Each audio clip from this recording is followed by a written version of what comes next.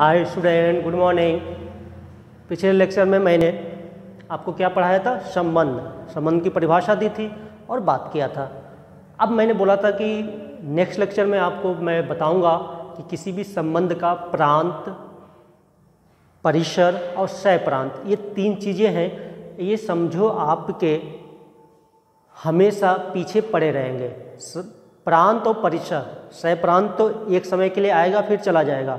सह-प्रांत से हमें मतलब नहीं होता है, लेकिन प्रांत और परिसर, डोमेन, प्रांत को डोमेन बोलते हैं और परिसर को रेंज बोलते हैं। ये आपको पूरे मैथ में मिलते रहेंगे। और यदि आप अच्छे से पढ़ाई करोगे, मतलब आईआईटी की तैयारी करोगे, जेईई की तैयारी करोगे, या आप यदि क्लास अपनी स्टार्ट होगी तो मैं आरडी शर्मा पढ़ाता हूँ मैथ में, हिंदी मीडियम हो या इंग्लिश मीडियम में, आरडी शर्मा में पढ़ाता हूँ। ये मेरा रिकॉर्ड है। क्लास 11th में आरडी शर्मा के ही क्वेश्चन सॉल्व करवाता हूँ। उनका अलग क्लास चलती है उनकी, आप उसके लिए परेशान मत होना। तो उस बुक के जो क्वेश्चन सॉल्व करते हैं तो उसमें डोमेन और रेंज दोनों का बहुत ही इम्पॉर्टेंट रोल होता है। मतलब इम्पॉर्टेंट रोल वैसे भी है, आरडी शर्मा अपने बुक में तो नहीं होते हैं, लेकिन एनसीईआरटी की बुक में है। एनसीईआरटी की बुक में डोमेन और रेंज का आपको दिखेगा कि हाँ, इसका कुछ बहुत कुछ इंपॉर्टेंट है, डोमेन और रेंज। आपको संबंध में कोई खास डोमेन और रेंज नहीं दिखेंगे कि इसमें रिलेशन में डोमेन रेंज का मतलब नहीं दिखेगा आपको, केवल पूछेगा। लेकिन जब फंक्शन पढ़ेंगे तो वहाँ पर डोमेन और रेंज, सह प्रांत को कोडोमेन बोलते हैं, इन तीनों का मतलब आपको दिखेगा। तो यहाँ से थोड़ा सा इससे दोस्ती करते जाएंगे, फिर आगे चलकर डोमेन और रेंज पे अच्छे तरीके से बात होगी अपनी। अब मैंने क्या बोला था कि कोई जो संबंध होता है आर, पिछले लेक्चर में बताया था, यदि मैं लिख दे रहा हूँ, यदि संबंध आर समुच्चय ए में परिभाषित है तो आपका जो आर बनेगा वो उपसमुच्चय होगा।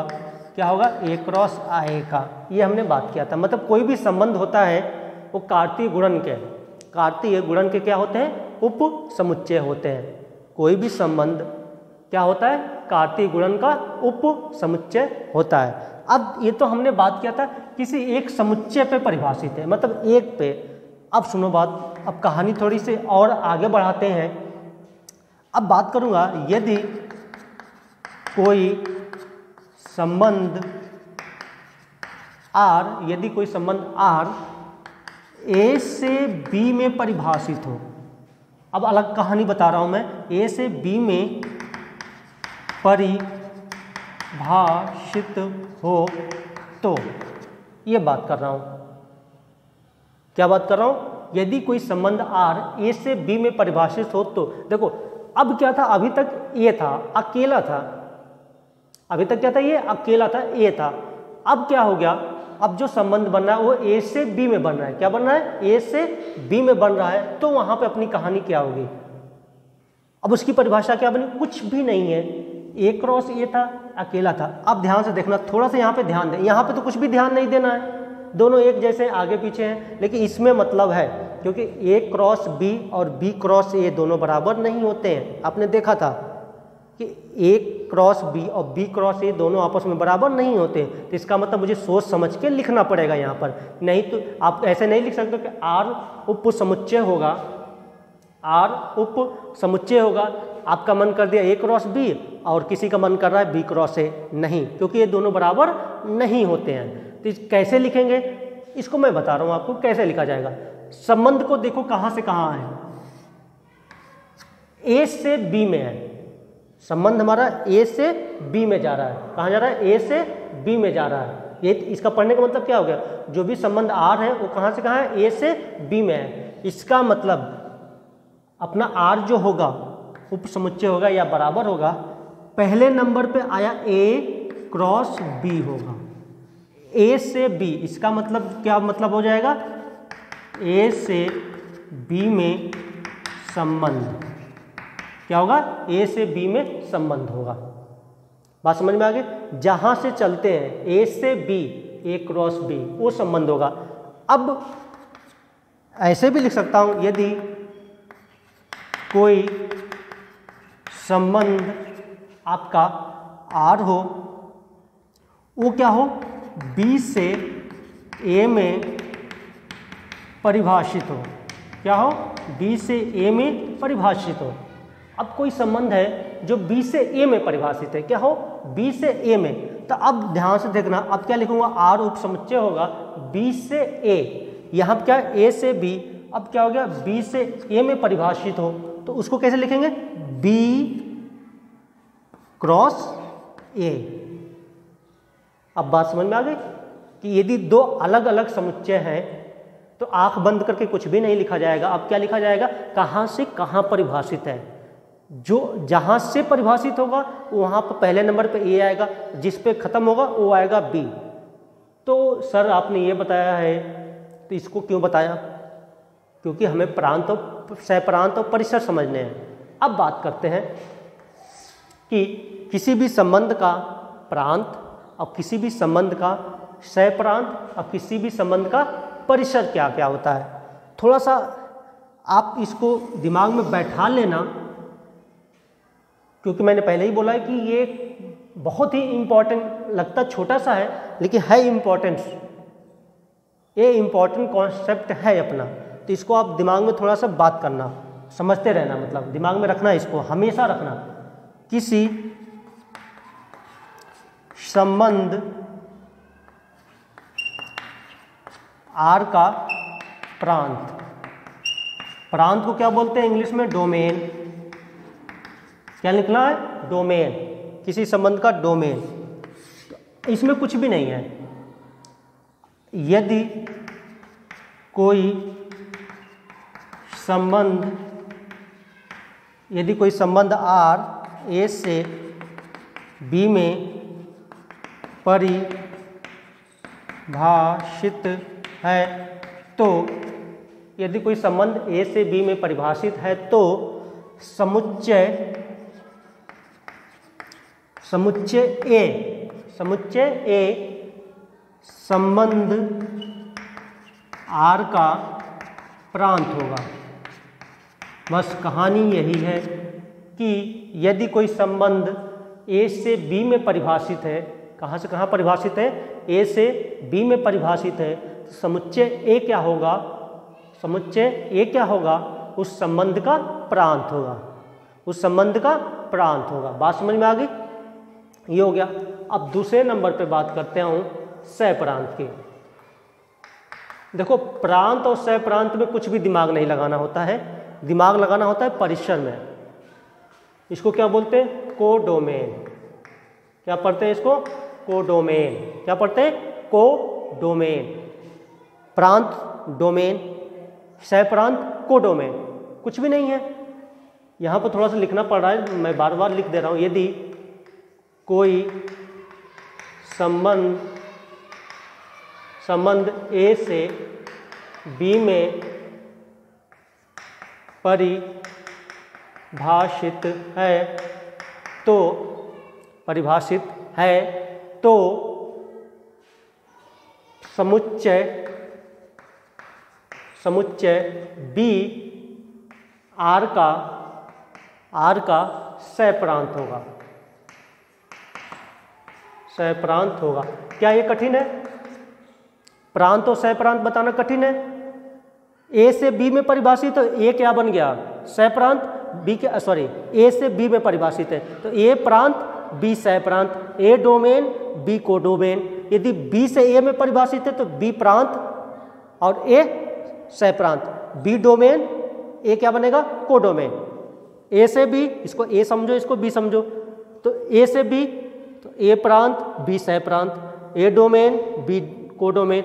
इधर उल्टा हो जाएगा तो ये क्या बनेगा, डोमेन, ये क्या बनेगा, कोडोमेन। जहाँ से चलते हैं, और सुनो आसान भाषा, ए से बी जहाँ से स्टार्ट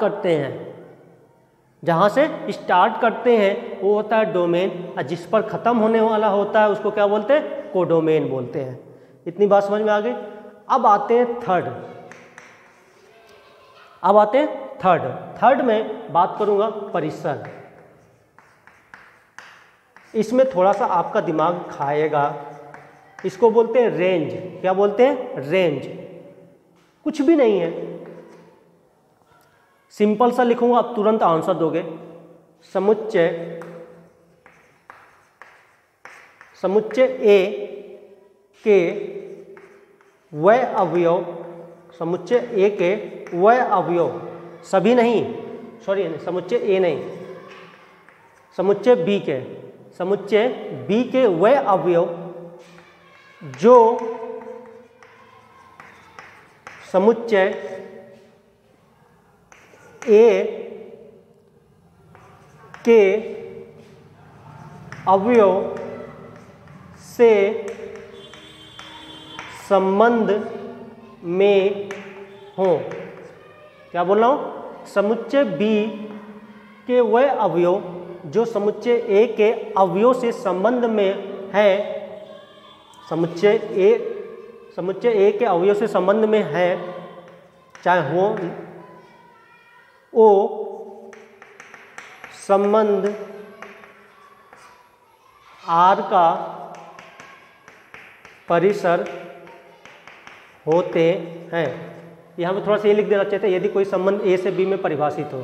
क्या लिखोगे पहले तो स्टार्टिंग में, यदि कोई संबंध ए से बी में परिभाषित हो, फिर पूरी कहानी लिखनी है अपने को, वो तो लाइन लिखनी है। ए से बी में परिभाषित हो तो समुच्चय बी के वह अवयव, समुच्चय बी के वह अवयव जो समुच्चय ए के अवयव से संबंध में हो, वो क्या बनते हैं? संबंध आर का परिसर बनते हैं। ये कैसे सर, क्या बोल रहे हो, कुछ समझ में नहीं आ रहा है। परिसर, अच्छा परिसर ए से निकल के आएगा कि बी से निकल के आएगा? प्रांत से निकलेगा कि सह प्रांत का? बी क्या है अपने लिए? सह प्रांत है। बी क्या है? सह प्रांत है। मतलब जो परिसर होता है वो बी से निकल के आता है, सह प्रांत का निकल से आता है। पहले इसको लिख लेते हैं कि जो परिसर होगा, क्या होगा? परिसर जो होगा वो उप समुच्चय होगा या बराबर होगा। परिसर कहाँ से निकल के आता है? सह प्रांत से निकल के आता है। कहाँ से निकल के आएगा? सह प्रांत से निकल के आएगा। अच्छा आपको याद हो, कल मैंने पिछले लेक्चर में एक आर ये लिया था, उस पर मैंने कुछ संबंध बनाए थे, 1 2 3 लिया था, और मैंने एक संबंध R1 जो लिया था, R1 को ही बना दे रहा हूँ, x, y, जहाँ x और y का मान क्या है? x का मान y से ज़्यादा था। तो इसका आपको क्या बताना है? इसी R1 का आपको बताना है प्रांत, सह प्रांत, और क्या बताना है आपको? परिसर। क्या बताना है? परिसर। अच्छा प्रांत और सह प्रांत में कोई प्रॉब्लम होगा? अब मैं क्या करूँगा? R1 बना दे रहा हूँ। R1 आपका क्या बनेगा उसको देखता हूँ। लिखूँ x का मान y से ज़्यादा हो तो तीर आरेख से बना दे रहा हूँ, देखना ध्यान से। ये हो गया 1 2 3, ये हो गया 1 2 3। संबंध क्या बना है? जिसमें x का मान y से ज़्यादा हो। ये तो x का किसी से नहीं बनेगा, 2 का 1 से बन जाएगा, और क्या बनेगा? 3 का 1 से बनेगा और 3 का 2 से बनेगा। ये हो गया, यही तो है, और तो कुछ है नहीं, बस काम खत्म, संबंध बन गया। अब इसका प्रांत, सह प्रांत और परिसर समझ लेना, आसान है, बहुत कठिन नहीं है। प्रांत बोलो जल्दी से, कहाँ से चल रहा हूँ? यहाँ पर तो दोनों ए और ए है, तो कहाँ से चल रहा हूँ? देखो एरो कहाँ से जा रहा है? यहाँ से चल के ये इस पर खत्म हो रहा है, इधर से चल रहा हूँ, तो जहाँ से चलते हैं वो क्या बनता है? प्रांत। तो प्रांत में क्या होगा? 1 2 3, 1 2 3, ये हो गया प्रांत। इसके बाद बात करूँ यदि सह प्रांत की, जिस पे खत्म होता है, जिस पर खत्म होता है, किस पे खत्म हो रहा है? इधर खत्म हो रहा है, कौन है? 1 2 3, तो ये आ गया 1 2 3, ये आ गया 1 और 2। परिसर बोलो जल्दी से, मेन तो कहानी अपनी किस पे है? परिसर पे है। बोलो परिसर, सोचो, परिभाषा देखो, बोलो जल्दी से, जल्दी सोचो, बोलो, मैं फिर बताऊंगा। आप अपना दिमाग लगा लो तो फिर मैं बताता हूँ आपसे कि कितना होगा। जल्दी सोचिए क्या होगा क्या नहीं होगा। परिसर, परिसर का देखो समुच्चय बी मतलब जिस पे खत्म हो रहा हो, समझ वही तो है बी, ए से बी में परिभाषित है, जिस पे खत्म हो रहा उसके वह अवयव जो ए से संबंध में हो। तो यहाँ पे इस पे खत्म हुआ, वह अवयव जो ए से संबंध में हो। क्या ये जो एक है यहाँ पर, इसका कोई संबंध है कि नहीं किसी से? देखो इस एक का संबंध 2 से भी है, क्योंकि इस पे एरो आकर टिक रहा है, और इस एक का संबंध 3 से भी है, मतलब ये संबंध में है, खाली नहीं बैठा है। 2 देखो, 2 का भी संबंध किसी से है। अच्छा 3 का है, 3 तो खाली बैठा है, किसी संबंध में नहीं है, तो ये हमारे परिसर में नहीं आएगा। अब थोड़ा सा और क्लियर हो गया होगा, ये जो भाषा थी ये ना समझ में आकर अब परिसर समझ में आएगा कि सह प्रांत के वह अवयव, सह प्रांत के वह अवयव जो प्रांत के अवयव से संबंध में हो। सह प्रांत के वह अवयव, सह प्रांत के वह अवयव जो प्रांत के अवयव से संबंध में होता है, वही संबंध का परिसर होता है। तो यहाँ पर परिसर क्या बनेगा, 1 और 2, ये 3 नहीं बनेगा, क्योंकि ये 3 क्या है, खाली बैठा है, किसी से इसका संबंध नहीं है। तो अपना परिसर जो बनेगा वो परिसर क्या बनने वाला है, 1 2 3 नहीं आएगा। प्रांत और सह प्रांत में कोई दिमाग नहीं लगाना है, कोई नहीं दिमाग लगाना है। सह प्रांत, प्रांत कहाँ, जहाँ से चलते हैं, प्रांत जिस पे खत्म हुआ सह प्रांत, और परिसर में भी दिमाग नहीं लगाना है, अब नहीं लगाना है। सह प्रांत के वह अवयव जो ए से संबंध में वो क्या होते हैं, परिसर होते हैं, खत्म। ये पूरी कहानी है, ये पूरा आप नोट कर लो। उसके बाद कुछ एक क्वेश्चन ट्राई करते हैं अपन।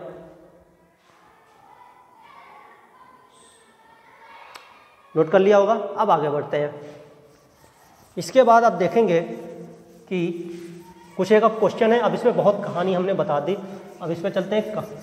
पिछले 2 लेक्चर से कहानी चल रही है और अब सब कुछ कहानी क्लियर हो गई है, और अच्छे से जो समझ गया होगा फिर क्वेश्चन, तो देखो मेरे लिए क्वेश्चन कुछ भी नहीं होता है। अब देखना अभी क्या दे रखा है, मजाक किया होगा, ऐसे ही मजाक किए रहते हैं, आप समझ नहीं पा। हाँ, कॉन्सेप्ट यदि अच्छे से सीख गए, उदाहरण नंबर 7 जो दिया है इस पे कॉन्सेप्ट सीख गए, तो फिर क्वेश्चन क्या है, क्वेश्चन की कोई औकात नहीं होती है। मान लीजिए कोई दिया है समुच्चय ए, वो दे रखा है 1 2 3 4 5 6, ये दे रखा है। फिर कोई एक संबंध उसने देने का प्रयास किया है। संबंध जो दिया हुआ है वो दिया है आपको x, y, y बराबर जो दे रखा है उसने x+1 दिया हुआ है। क्या दिया हुआ है, x+1। ए से ए में संबंध है, ए से ए में दिया, एक ही समुच्चय दिया है, तो इसका मतलब जो r होगा उप समुच्चय होगा, किसका होगा, a क्रॉस a का होगा। ये हम लिख लेते हैं, हमसे कम है। इस संबंध को तीर आरेख द्वारा दर्शाइए। हमें रोस्टर विधि में नहीं लिखना है, ये समुच्चय निर्माण विधि में दे रखा है, रोस्टर में नहीं निकला, तीर आरेख विधि में, तीर आरेख विधि से लिखना है आपको।